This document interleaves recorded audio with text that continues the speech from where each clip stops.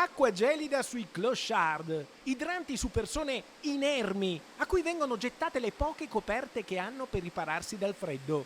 Abbiamo capito bene? Ma davvero a Vicenza girano aggressori così spietati e inumani? E chi sarebbero?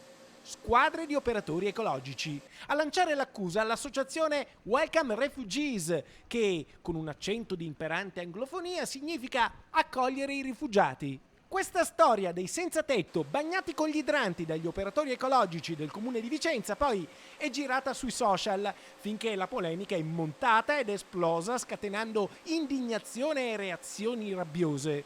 Oggi, dopo giorni in cui hanno avuto spazio post, critiche e insulti, sarebbe bene fare qualche riflessione. Innanzitutto ascoltiamo anche la voce degli accusati. È possibile che lavoratori che si alzano alle 4 del mattino per pulire le strade improvvisamente si trasformino in crudeli molestatori di poveri senza tetto? Sono lavoratori che si alzano presto la mattina oppure fanno i turni di notte e quindi in condizioni anche spesso disagiate. Non gli passa neanche per la testa di andare a molestare i clochard. Il loro compito è un altro ed è quello di tenere in ordine la città. AIM Ambiente respinge con forza queste accuse e difende i suoi operatori. Respingo con forza le accuse che sono montate in questi giorni.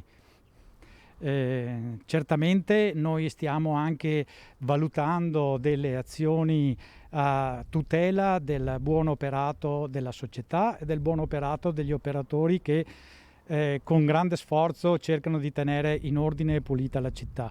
Quindi stiamo valutando la possibilità di querelare le persone che hanno cominciato questa situazione, che assolutamente credo in questo momento sia sfuggita di mano a tutti, e di querelare eventualmente anche chi ha riportato le notizie in maniera non corretta e subdola.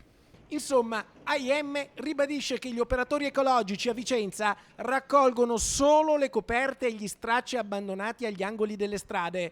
Tante volte sono gli stessi cittadini che segnalano sporcizie e degrado e chiedono un intervento di pulizia davanti alle case, alle vetrine o nei parchi.